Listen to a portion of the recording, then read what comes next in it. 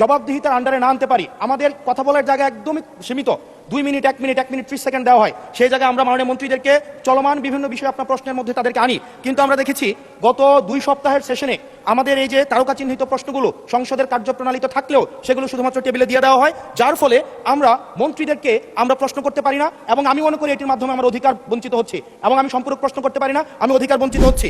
যেমন চলমান ঘটনায় যেটি গুরুত্বপূর্ণ, আমরা কল্পনাও করতে পারি নাই একটা নির্বাচনের পরে কার্টুন শেয়ার দেওয়ার জন্য হাসান ইনামকে গ্রেফতার করা হবে মাননীয় স্পিকার।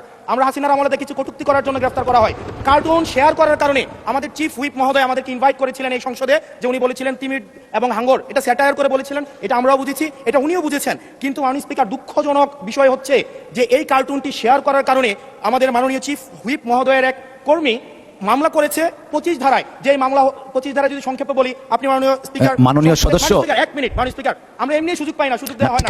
আমরা কবে ট্রেজারি ব্রাঞ্চে যাব, 45 মিনিট ধরে কথা বলবো, অবশ্যই বলবো, অবশ্যই ইনশাআল্লাহ। মাননীয় সদস্য আপনি একটু শেষ করুন দয়া করে। 1 মিনিট মাননীয় স্পিকার, 25 ধারায় রয়েছে যে বিধিতে মামলা হয়েছে, 25 ধারায় রয়েছে যৌন নির্যাতন করা হইলে, সংক্ষেপে বলছি, তাইলে এই ধারায় মামলা করা হবে। কিন্তু মাননীয় স্পিকারের মাননীয় হুইপ মহোদয়ের যেই মিমটি শেয়ার করা হয়েছে সেখানে কোথায় যৌন নির্যাতন করা হয়েছে?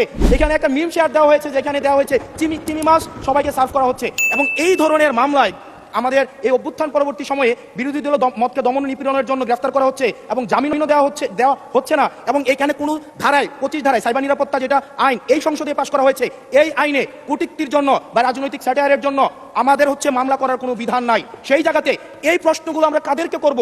যদি আমাদের এই মৌখিক প্রশ্ন উত্তর পর্বটি যদি আপনারা বাদ দিয়ে দেন, তাহলে আমরা কাদের কাছে প্রশ্ন করব? এটা একটা মনোলগ সেশন হবে, এখানে সবগুলো স্ক্রিপ্টেড থাকবে, মন্ত্রণালয় থেকে যে উত্তর রেডি করে দিবে সেটাই। আমাদের মন্ত্রীরা কাজ করছেন, পরিশ্রম করছেন, কিন্তু আমাদের সাথে তাদের যে জবাবদিহিতার যে সম্পর্কটা, এই সম্পর্কটা এই সংসদে নিশ্চিত হচ্ছে না। এবং আমি মনে করছি রুলস 163 এই বিধি অনুযায়ী আমার অধিকার বঞ্চিত করা হচ্ছে, এবং অতি সত্বর এই যে মৌখিক উত্তরদানের যে কর্মসূচিটি রয়েছে সেটি রুলস অফ প্রসিজারে অন্তর্ভুক্ত করা হোক, যাতে করে আমাদের মাননীয় মন্ত্রীদেরকে আমরা জবাবদিহিতার